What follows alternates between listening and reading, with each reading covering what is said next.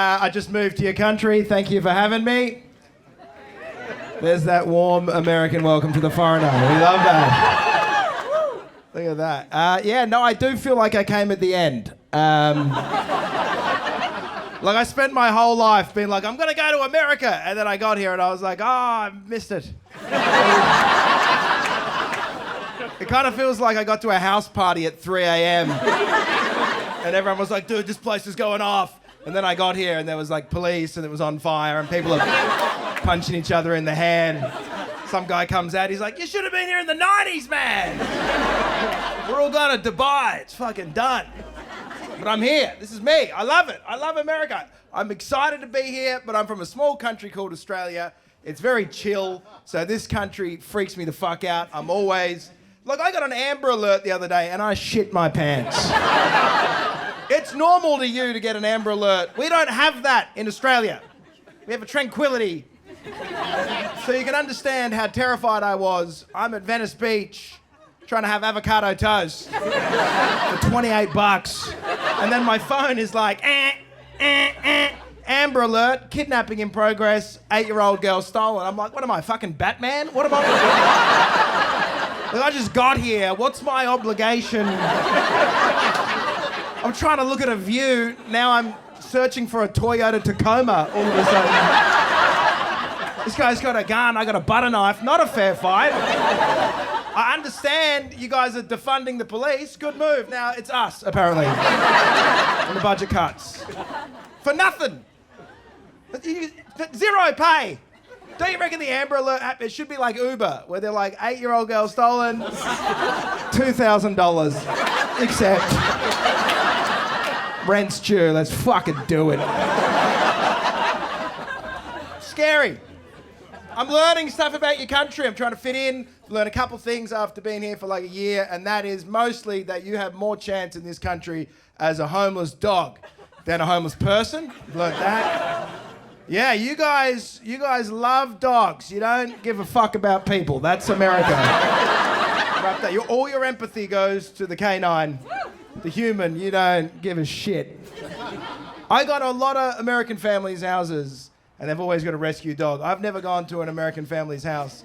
And I'm like, who's that? And they're like, oh, that's Steve. He's a rescue. Yeah. We were on a road trip, and the kids saw him under a bridge, and they thought he looked ever so cute. And we brought him home, gave him a wash and a shave, and he's brought a lot of love and light to the house, actually. He's just don't sneak up on him from behind. He's a biter. He will bite you. But he's got no teeth. He's just playing. So he says hello.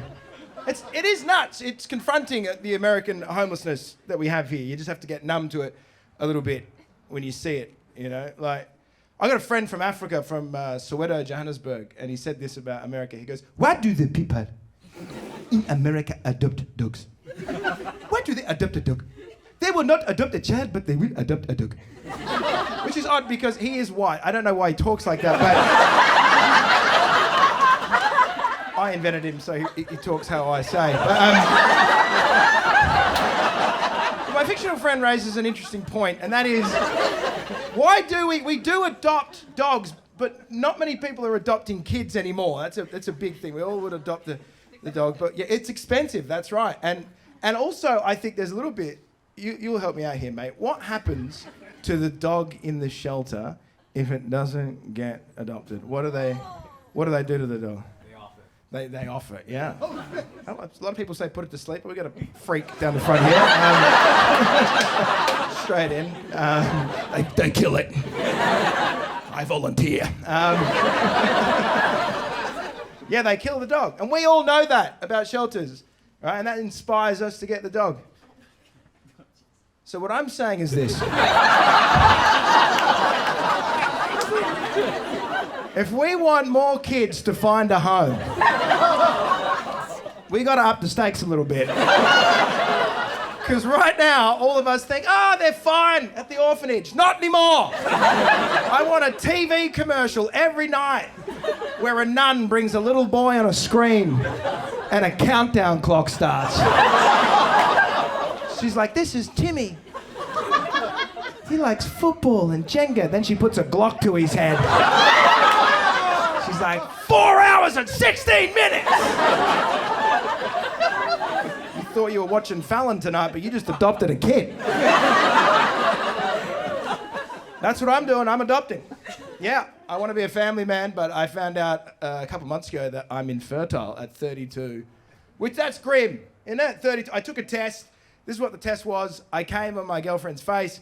It's true. And the cum hit her in the eye, because that's where I was aiming. Come on, bro. And when the jizz hit her in the eye, my girlfriend shocked me by going, "Oh my God, babe, I think you're infertile." I was like, "What?" She goes, "I think you're infertile because your cum doesn't sting.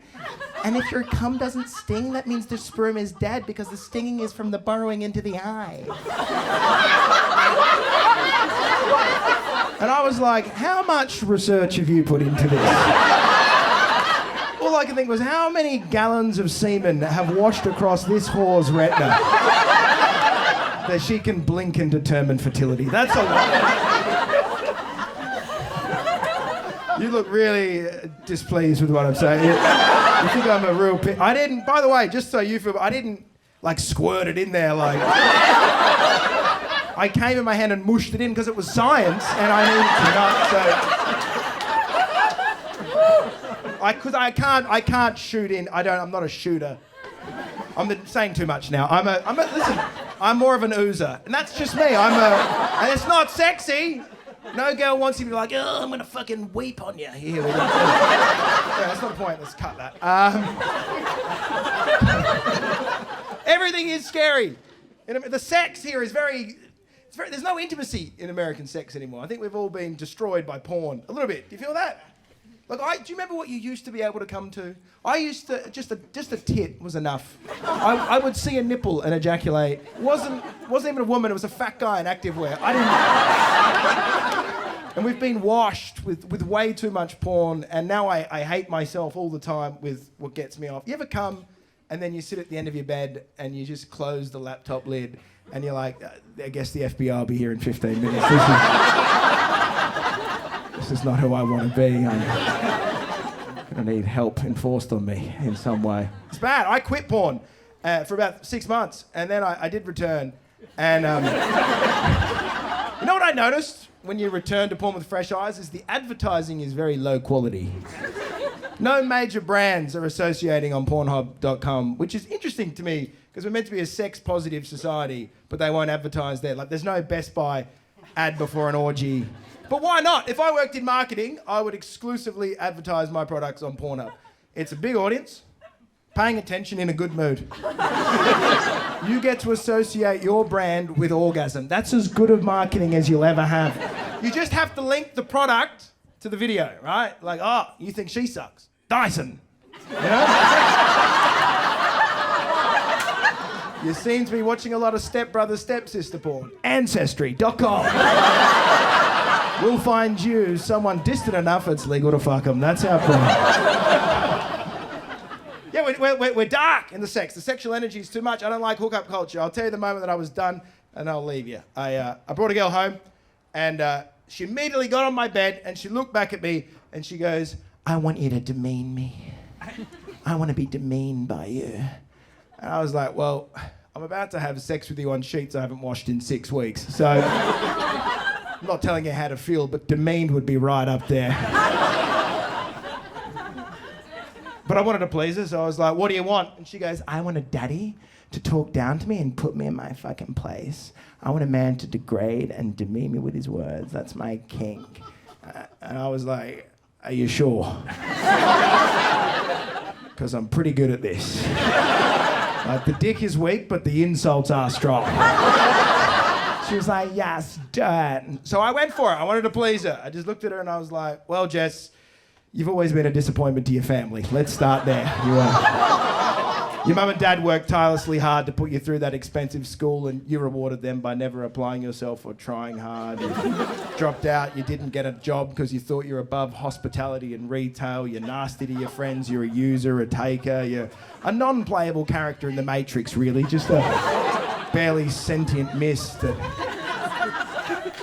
I mean, the only reason I'm even bringing you home tonight is that I've messaged 9 other women and they had too much self-respect to say yes to a piece of shit like me. So I'm going to fuck you for 2 to 3 minutes now. And when I come and the testosterone is drained from my brain and I have a clarity of thought for just a moment, I'm going to hate myself in a way you simply can't understand. I'll look at you in the bed and realise we have nothing in common and we've both used each other in some horrible meat exchange. And I'll feel so empty and alone, and I'll think, why is it that I'm with you when there's someone out there who I could truly connect with and be vulnerable and build something real and intimate with?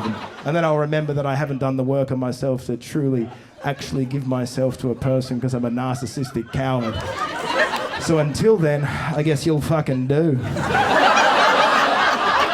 So she's crying, right? She's like, I thought you were just going to say that I'm a slut. And I was like, and you're that too. Anyway, I'm Amos Gill. It's an absolute pleasure to talk to you. Good luck, America. Bye-bye. Thank you.